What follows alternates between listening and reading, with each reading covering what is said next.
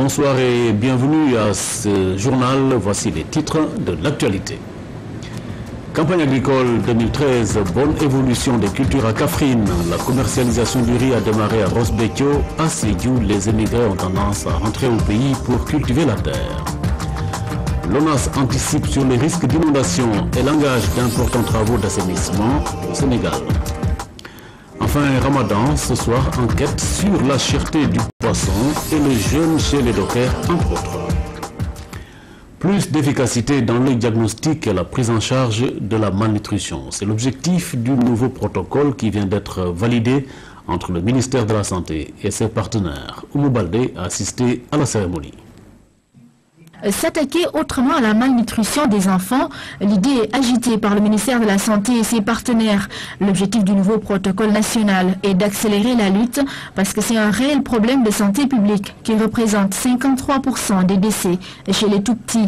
Il y a aussi que la date butoir de ce volet des OMD 4 approche. L'atteinte des OMD 4 et 5, si on travaille, on accélère et on appuie des interventions stratégiques et de dos en pas, on peut réellement assurer une réduction un peu plus rapide de ce taux de mortalité. Pour atteindre les objectifs, de nouvelles orientations s'imposent et elles font l'objet de ces concertations.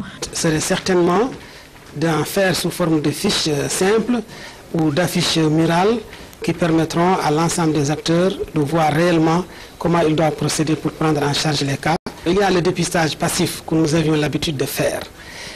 Ça signifie concrètement qu'on attendait au niveau des structures jusqu'à la patiente. Le patient vient, soit il vient avec des diarrhées, avec une déshydratation, on se rend compte qu'il a une malnutrition, ou bien il vient pour une pathologie quelconque et on se rend compte qu'il a une malnutrition. Là, ce que nous voulons faire, c'est de prendre le devant.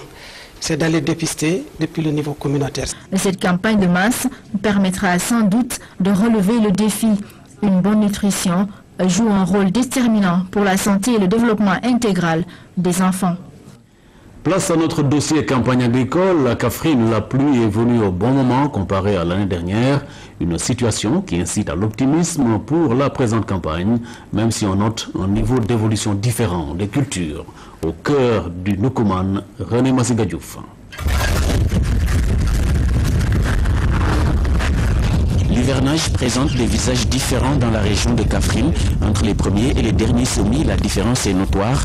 L'arachide est à l'état de floraison dans certains champs, comme ici à Modiba, dans la communauté rurale de Kayi. Les cultures sont dans une bonne dynamique d'évolution.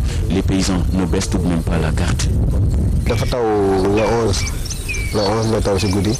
Après am ñu ñëwé ci dëkk bi fi sax am na ñoo xam ne ñëmewu ñoo dem ji parce que yaakaaruñ ne ndox mi daal mën na ji mën na saxal gerte après ñun ñi dem paa bi ne ñu dem leen ngeen ji ñi ñëw ji le 11 après ñu toog nañ lu mat presque 15 jours comme 25 jours après tawul.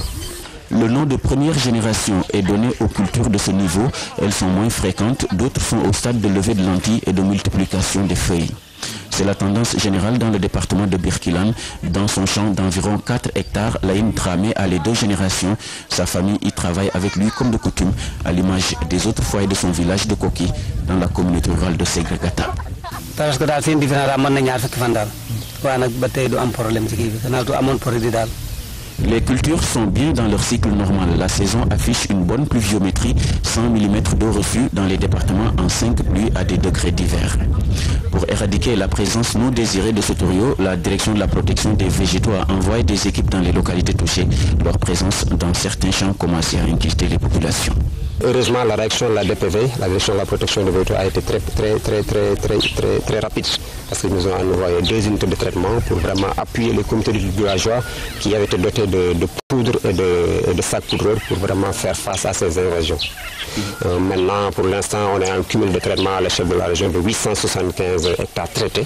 Plusieurs localités du Nukuman sont dans cette phase d'intense activité culturelle, le moment étant propice pour faire le gros du travail de la saison. En cette fin de contre-saison, la transformation et la commercialisation du riz sont en cours dans la zone de Rosbekio. La campagne bat son plein. Quant aux producteurs, ils souhaitent la multiplication des unités de décortiquage. Pape Bounatiao. Après les récoltes, le stockage, la transformation et surtout la commercialisation sont des étapes de grande importance pour les producteurs de riz. Cette année, la contre-saison chaude a été fructueuse en toute la vallée.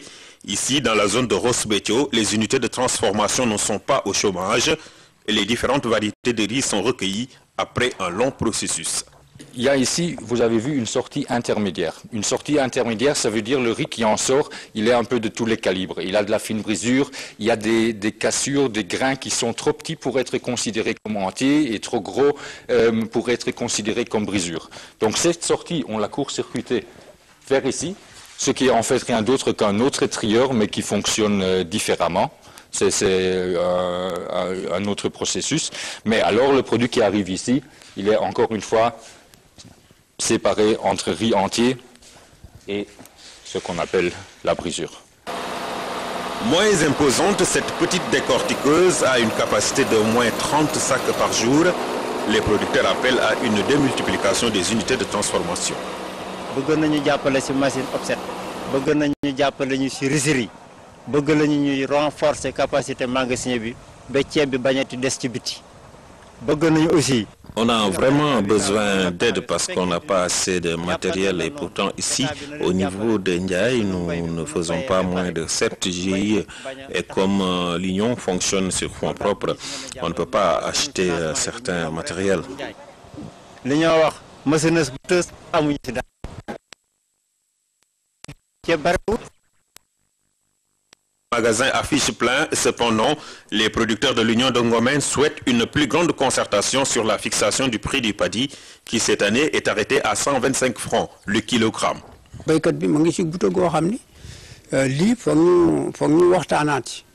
Il y a beaucoup de charges qui pèsent sur le dos du producteur et surtout les conditions de remboursement. Il faut vraiment une plus grande concertation sur le prix et moins de mesures contraignantes car les acheteurs, ils ne font que leur intérêt.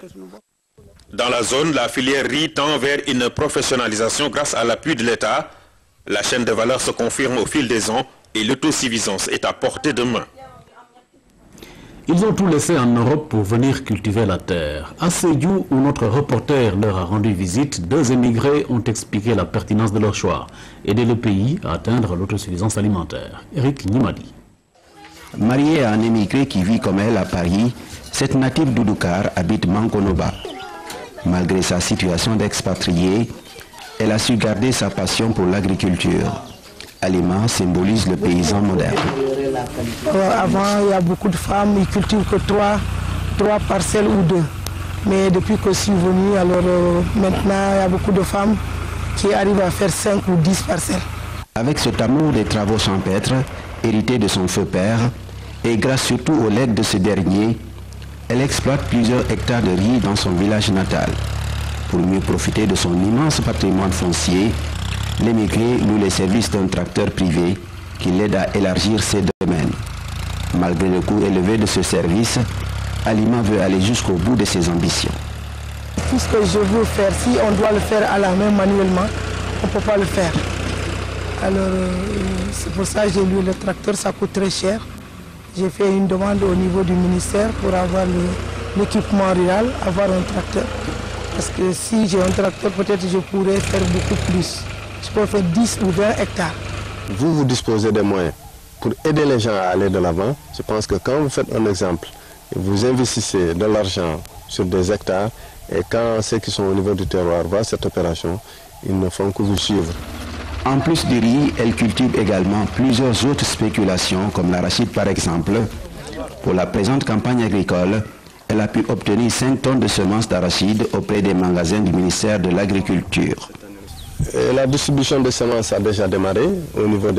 Nous avons déjà mis en place des comités de vente. Et les comités sont déjà mis en place.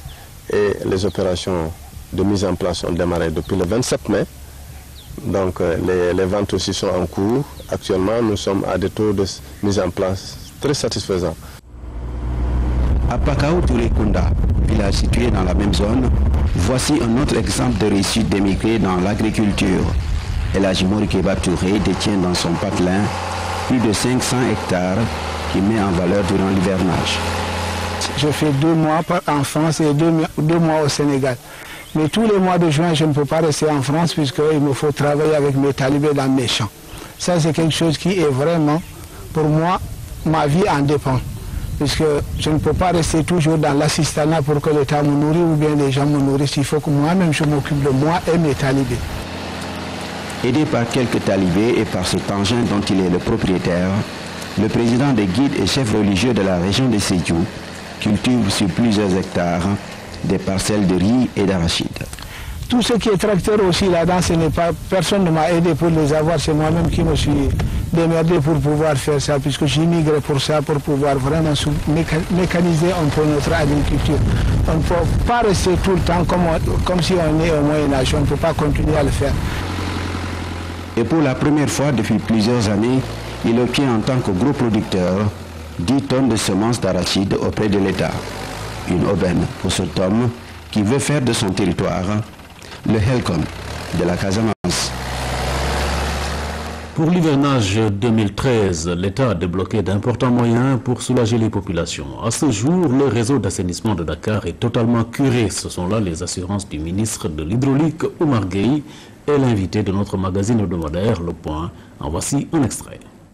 Il est de la responsabilité de l'État de faire de la prévention, d'investir suffisamment pour qu'il n'y ait pas, disons que les populations ne souffrent pas des inondations. Mais il n'y a aucun État au monde qui peut dire qu'il n'y aura pas d'inondation. Figurez-vous, l'année dernière, il a plu, Dakar a reçu 644 mm en 2012. En 2011, Dakar avait reçu à peu près 280 mm autour de ça. Vous voyez, d'une année sur l'autre, la quantité reçue a triplé. Mais est-ce qu'aujourd'hui, vous ne risquez pas d'être surpris quand même par les pluies, parce que l'opération se poursuit, on construit des infrastructures, alors oui, on est après dans l'hivernage, est-ce qu'on n'a pas un peu traîné les pieds dans le cadre on n'a pas traîné les pieds, mais vous comprenez qu'il y a des dispositions à prendre. Notamment les passations de marché. Une fois, on parle de gré à gré à ce moment-là. Il n'y a pas de gré à gré. Vous savez, ces histoires de gré à gré, les gens en parlent, mais ce n'est pas interdit. Vous pourrez suivre l'intégralité de l'émission à la fin de ce journal avec Ousmane Garifaï. Le Sénégal et ses partenaires sont à pied d'œuvre pour une harmonisation des interventions en matière de protection civile. Pour atteindre cet objectif, les acteurs ont prévu de revoir le cadre institutionnel existant. Cette réflexion est exclusivement menée pour mieux assister les populations en cas de danger. Lamine Touré. Des inondations, des incendies, la liste des catastrophes est loin d'être exhaustive pour le Sénégal. Pourtant, le pays dispose d'un cadre institutionnel de gestion de ces risques. Aujourd'hui, le bilan d'un tel système de prévention se résume par son inefficacité. Du fait, entre autres, de la complexité et du manque de clarté des montages institutionnels, de la faiblesse des mécanismes légaux, réglementaires et opérationnels qui le soutiennent, et de la méconnaissance par les acteurs des organisations existantes de la gestion des risques de catastrophe. Revoir le cadre institutionnel existant pour mieux accroître la protection des populations est désormais la voie indiquée pour ces acteurs. Les partenaires techniques et financiers accompagnent cette nouvelle orientation. Nous voulons une gestion, un cadre plus organisé, plus amélioré, pour qu'on puisse avoir une meilleure coordination de la gestion des risques catastrophiques. Le Sénégal, à l'image de ce qui se fait au niveau international, au niveau mondial, au niveau régional, au niveau sous-régional, sous le pilotage de la CEDEAO, a besoin de se doter d'une structure forte de coordination de ces questions-là. Et aussi surtout des outils en matière de gestion des risques de catastrophes qui doivent être mutualisés. L'avenir de la protection civile est une préoccupation partagée entre l'État et ses partenaires. Il s'agit ici de faire ressortir les faiblesses, d'identifier les acteurs et clarifier les responsabilités des différents intervenants dans la gestion des catastrophes et risques dans notre pays. Sortis de la 6e promotion des stagiaires du cours d'application de la gendarmerie nationale, ils sont 43 stagiaires venus de 14 pays d'Afrique à avoir reçu leur diplôme, ce qui leur permet d'exercer désormais les hautes fonctions dans le commandement. La cérémonie a été présidée par le ministre des Forces armées en présence de corps militaires paramilitaires et des ambassadeurs accrédités au Sénégal. Moussa Mané. Au terme de 9 mois de dur labeur physique et intellectuel, ces stagiaires voient leurs efforts récompensés. Ils ont obtenu le diplôme qui sanctionne leur formation au cours d'application des officiers de la gendarmerie nationale. Ils sont au total 43 stagiaires, hommes et femmes, venus de 14 pays d'Afrique pour cette formation en adéquation avec les valeurs sacrées qui caractérisent la gendarmerie nationale. Durant votre carrière, cherchez à développer les réflexes de prévention, de dissuasion, tout comme vous réprimez avec discernement mais sans état d'âme. Développez 3 modes d'action principaux dans vos tâches quotidiennes d'officiers de gendarmerie. Le contact permanent avec la population, toutes couches sociales confondues, pour instaurer un climat de confiance nécessaire au succès de vos missions. La connaissance des lieux afin de les marquer par une présence dissuasive et ou répressive. Et enfin, la recherche du renseignement pour mieux préparer l'action. Les différentes phases du programme d'enseignement visent à donner aux stagiaires une formation technique, juridique et professionnelle. Une formation qui permet à ces officiers d'exercer correctement les fonctions de commandant d'unité ou d'adjoint dans une compagnie territoriale ou un escadron de gendarmerie mobile, entre autres. Un travail qui nécessite alors un contact permanent avec les populations. Il n'est pas aussi étonnant qu'aujourd'hui les populations soient plus exigeantes par rapport à leur sécurité. C'est la raison pour laquelle cette formation permet à ces hauts cadres aussi d'aller au contact des élus, au contact des administrateurs, au contact des populations pour être plus près de ces gens-là et pouvoir être à même en tout cas de répondre à leurs sollicitations.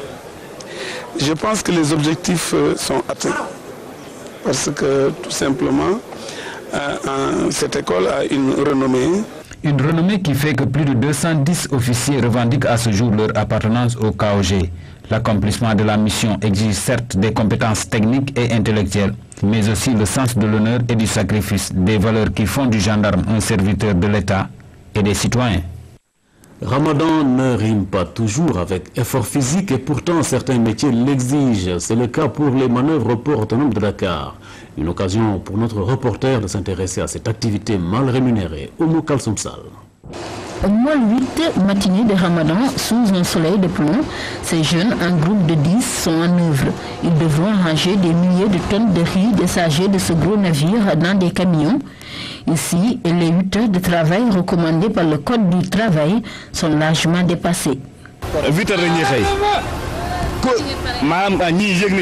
Cette équipe a démarré à 8 heures ce matin et elle finit demain à la même heure. Et après, c'est une autre équipe qui assure la relève. Ici, on travaille H24 et même avec le Ramadan, cela ne change pas. On travaille à la chaîne.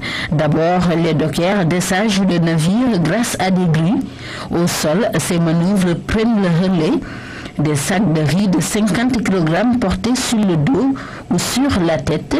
Un travail dur rémunéré à 400 francs CFA par tonne, soit 20 sacs de 50 kg. Le propriétaire du navire travaille avec un sous-traitant et c'est ce dernier qui nous engage. Lui, il négocie la tonne à 1000 francs par exemple et nous, il nous paye jusqu'à 400 francs pour chaque tonne déchargée. On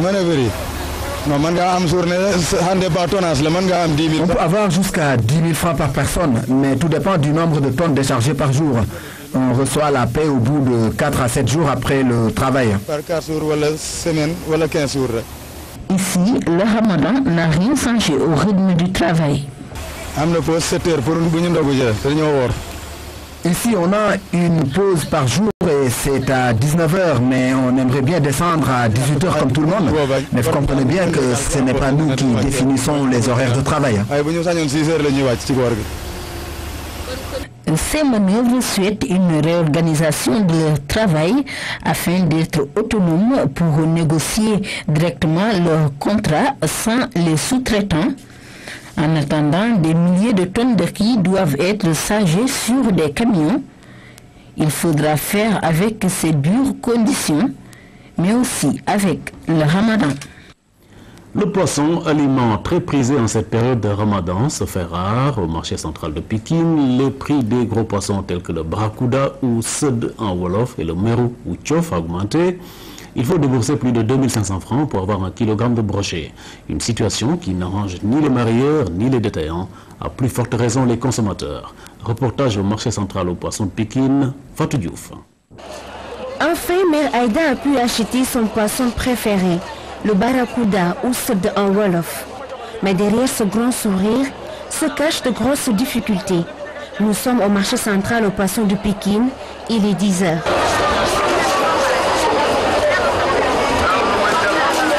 Ici, le poisson se fait rare. Il faut faire le tour de plusieurs étals, marchander longuement pour avoir de quoi préparer un délicieux riz. Avant encore que je pouvais l'avoir. Je pouvais avoir ce panier à 6 000. Aujourd'hui, ils me l'ont vendu à 8 000 francs CFA. Le barracuda, le capitaine et le mérou ou tchof, des espèces très prisées surtout en ces temps, coûtent cher. Les prix varient entre 2200 et 2800 francs CFA le kilogramme. À l'approche du Ramadan, le poisson se faisait rare. Le kilogramme était à 2800. Depuis que ces conteneurs ont commencé à amener du poisson, le prix a baissé et le kilogramme est vendu à 2200. Une cherté qui s'explique par la demande, plus forte que l'offre en période de Ramadan. Pendant le Ramadan, il y a du poisson, mais la quantité est insuffisante parce que la demande est très forte.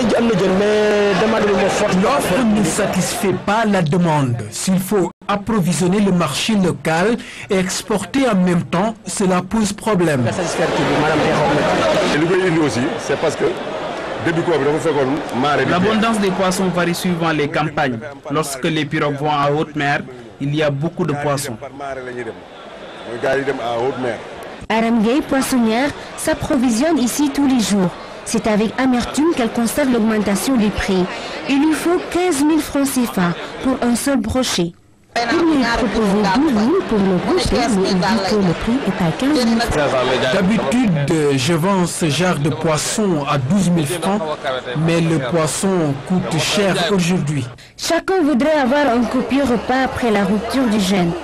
Pour espérer donc un bon tchiboudienne, comprenez du riz au poisson, ou bien un délicieux poisson braisé, et oui, il faut beaucoup débourser. Autre facette de la vie nationale, le Conseil consultatif national des droits de l'homme a été installé. Il a pour objectif de veiller à la promotion des droits de l'homme en mettant en place des mécanismes appropriés. La cérémonie a été présidée par le ministre de la Justice, Mimi Touré. Compte rendu, Amidou Diop. L'installation de ce Conseil consultatif des droits de l'homme a réuni des acteurs de l'administration et de la société civile ayant comme dénominateur commun le respect des droits humains. L'État du Sénégal, engagé jusque-là dans la promotion et la protection des droits de l'homme, va consolider les acquis. Cela passe entre autres par le respect des conventions ratifiées. Lorsque vous signez une convention, il faut la mettre en œuvre. Nous avons mis en place, installé le nouveau comité consultatif des droits humains, c'est-à-dire chacun des ministères, pour ce qui le concerne, aura un représentant dans le comité pour veiller à ce que dans le ministère, la question des droits humains soit une question fondamentale. Ces dernières années, des progrès importants sont notés, mais selon la tutelle, il faut continuer le travail. Ce comité consultatif va recueillir les avis de ces différents participants pour garantir aux citoyens une justice équitable. Chacun des ministères doit veiller à ce qu'il n'y ait plus de discrimination à l'égard de certaines catégories. Je vais évoquer par exemple les personnes handicapées, qu'elles puissent avoir par exemple le droit à l'éducation. Il y a des actions concrètes à mettre en œuvre, ne serait-ce que mettre une rampe où le fauteuil d'un enfant peut passer pour accéder à la classe. Le droit à la santé pour les personnes les plus vulnérables, qui n'ont pas nécessairement les moyens de se soigner, donc on doit prendre des dispositions particulières. C'est tout le sens d'ailleurs de l'assurance maladie universelle. Ce qui nous a manqué pendant longtemps, c'est une vision politique d'ensemble sur les droits humains. Ce qui a existé depuis pratiquement plus d'une dizaine d'années, c'est presque une politique de bricolage par rapport, si vous voulez, aux obligations internationales du Sénégal. Ce comité consultatif des droits de l'homme pose donc les jalons d'un cadre global nécessaire pour le respect des droits de l'homme. Au terme de ces 2 jours de réflexion, la dimension droits humains devrait en principe se ressentir davantage dans les administrations. La Cour d'appel de Kaolack se fait connaître. Des journées portes ouvertes ont été organisées pour 48 heures. Les acteurs ont réfléchi sur la justice de proximité et le contentieux commercial. Sur place à Kaolack, nous retrouvons Claire Diop. L'activité n'est souvent pas vue. Dame Justice ouvre ses portes au grand public. Rapprocher la justice du justiciable, mettre le juge et le justiciable au même niveau de langage, voici tout le sens de ces journées. Magistrats, greffiers et avocats se mettent à la disposition des populations pour répondre aux questions. Il s'agira pour ces acteurs de partager avec les visiteurs sur le fonctionnement de la justice. D'abord, permettre au public de pouvoir se rapprocher de la justice, d'en connaître les rouages, éventuellement le fonctionnement. Et puis de populariser un peu la justice, donc de permettre aux gens de pouvoir savoir ce qui se fait dans les bureaux, au niveau des tribunaux, au niveau des cours. L'importance d'une justice rapide et efficace dans le développement socio-économique d'un pays n'est plus à démontrer. Cependant, la communication pose problème. La tâche n'est pas facile. Il s'agit de la vie, de l'honneur, de la liberté, de la sécurité des gens. Mais dans le même temps, les gens doivent être informés. Donc le droit à l'information est un droit fondamental que la Constitution a consacré.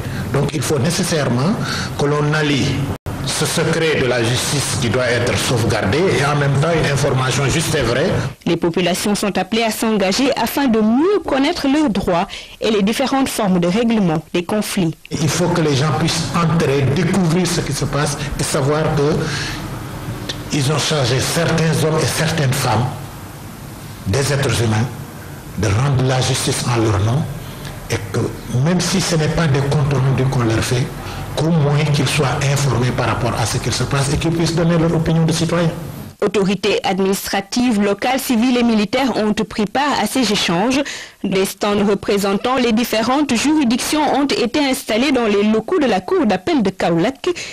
Ces assises ont permis d'informer les citoyens sur les actions réalisées dans le cadre du processus de la réforme globale du secteur. Comment mettre en place une base de données sur le marché de l'emploi au niveau national et régional? Un atelier de partage se tient sur la question. La rencontre a été présidée par le ministre Benoît Sambou, reportage Aïda Mamoudou Diop. Au Sénégal, le manque de données statistiques concerne plusieurs secteurs. L'emploi et la migration ne sont pas épargnés. Pour faire face à cela, l'État du Sénégal met en place une base de données disposant d'informations dans ce domaine. Les pays africains font face à deux problèmes majeurs de leur marché de travail que sont la persistance du chômage des jeunes, mais surtout le sous-emploi. Pour juguler ces problèmes posés par le marché du travail et la migration de main-d'œuvre, il est indispensable de disposer de statistiques fiables et en quantité suffisante. La mise en place de ce système est le fruit d'un long travail entamé en 2011. Cela a commencé par des consultations décentralisées afin de déceler les manquements au niveau de chaque région. Elles se sont déroulées au niveau des régions de Ziguinchor, Fatick, Kaolack, Kaffrine, Tambacounda, Kédougou, Kolda, Sédhiou, Diourbel et Thiès, et on permet de discuter avec les parties prenantes, gouvernance, collectivité locale, services étatiques, chambre de commerce, chambre des métiers, etc., de l'opportunité de la mise en place d'un cadre de concertation sur les questions de l'emploi, de recueillir les bonnes pratiques, les acquis ainsi que les insuffisances, contraintes et autres risques rencontrés pour la mise en place de cadres de concertation. Le ministère de la Jeunesse et de l'Emploi, le ministère de la Fonction publique et celui de la formation professionnelle ont travaillé sur la mise en place de ce projet avec l'appui de partenaires techniques tels que l'Organisation internationale de la migration. Cette présence des partenaires gouvernementaux me réjouit et me rassure. En même temps, elle montre l'importance de l'État du Sénégal. Le président Macky Sall en particulier accorde aux questions de l'emploi et des migrations. La mise en place de ce système va permettre à l'État du Sénégal d'avoir des données fiables pour prendre en charge la question emploi-migration, des secteurs importants qui entrent dans le cadre du développement local. À l'étranger, au Mali, le candidat du Parti pour la Renaissance nationale, Parena, se retire de la course à la présidentielle. Thiebile Dramé l'a annoncé aujourd'hui. Il dénonce ce qu'il appelle le manque de préparation du scrutin, et notamment la situation à Kidal où le retour de l'administration n'est pas encore effectif.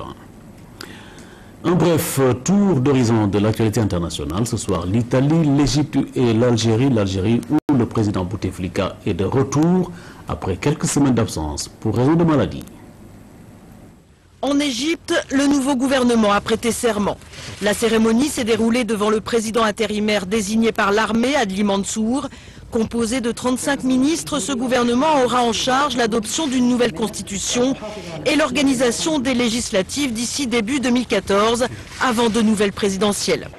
Aucune personnalité affiliée à une formation islamiste ne fait partie de ce cabinet. Les frères musulmans qui appellent à la poursuite des manifestations de rue ont aussitôt fait savoir qu'ils ne reconnaissaient ni la légitimité ni l'autorité de ce gouvernement. Abdelaziz Bouteflika est rentré en Algérie. Le président algérien avait été hospitalisé en France pendant 80 jours à la suite d'un AVC. Sur ses premières images, on le voit en réunion à Alger avec de hauts responsables du gouvernement. À moins d'une aggravation de son état de santé, le président Bouteflika devrait aller jusqu'au terme de son mandat en avril 2014.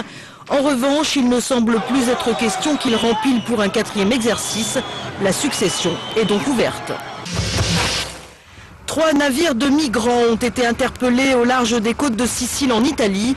Au total, ce sont plus de 350 hommes et femmes d'origine égyptienne et érythréenne qui ont été récupérés par les autorités italiennes et emmenés vers l'île de Lampedusa. Selon l'ONU, plus de 8000 migrants ont débarqué sur les côtes italiennes depuis le début de l'année, en majorité à partir de l'Afrique du Nord. Basketball, la fédération vient de désigner ses meilleurs acteurs de la saison. Chersar, coach de l'université Gaston Berger, a été élu meilleur entraîneur de l'année. La Reine et le Roi viennent des 2 clubs de la région de Saint-Louis. Il s'agit respectivement de Ndeysen de Saint-Louis, Basket Club, et de Pape Morfaï de l'UGB. À ce propos, voici le chargé de communication de la Fédération sénégalaise de basket. Moustapha Goudiabi est au micro de El Hastiano Dramé. Morfaï de l'UGB, hein? Révélation garçon, Ibrahima Sankaré de l'US Rail. La reine, c'est Ndeysen de Saint-Louis Basket Club. Révélation, Matifal de Saint-Louis Basket Club. Entraîneur, meilleur entraîneur, c'est Chersar de l'UGB. Plus d'encouragement, entraîneur, c'est Adramé Sek du Saint-Louis Basket Club. Meilleur arbitre, c'est Aïssetou Diagne. Équipe Fair Play, c'est Kayor. Donc on va profiter aussi de cette journée pour récompenser des gens qui se sont distingués dans la gestion, qui dans le développement du basket, quoi. Ces 3 quarts d'heure d'actualité se terminent par les arts martiaux. Oshima Budo Center a organisé un stage de formation pour les enfants. Cette première édition a réuni 3 disciplines, le judo, le karaté et le taekwondo. Des diplômes de fin de stage ont été remis aux participants. Le point avec Abdul Aziz Ban. 6 jours durant, la direction technique de Oshima Budo Center a organisé ce stage de formation à la base.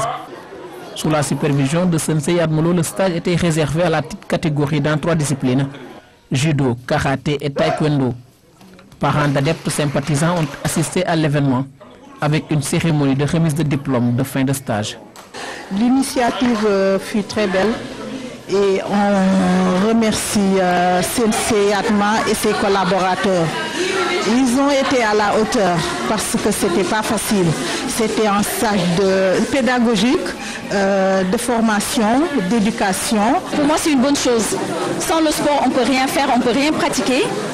Quand on fait du sport, en plus comme ce genre de sport qui est le karaté, le dojo et le taekwondo, on est sûr de soi-même.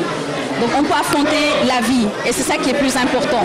Dirigé par les sensei Pape Alinba du taekwondo, Famara Dabo du judo et Modou Narngom, le stage a été bénéfique pour les enfants, appelé Kodomo en japonais. Pour les enfants qui faisaient du karaté, ils ont découvert autre chose. Pour ceux qui faisaient du judo, idem. Et pour ceux qui faisaient du taekwondo, même chose. Alors à partir de ce moment, je pense que c'est une idée d'abord qui est géniale. Dans ce sens que pour les enfants, c'est une découverte. C'est façonner chez eux cette ouverture d'esprit. Et je pense que la meilleure cible, ça ne peut être que les enfants. La direction technique du dojo promet d'organiser d'autres événements pendant les vacances. Ils seront cette fois-ci ouverts à toutes les disciplines. Ainsi se termine ce journal. Nous vous remercions d'avoir été en notre compagnie. Bonsoir.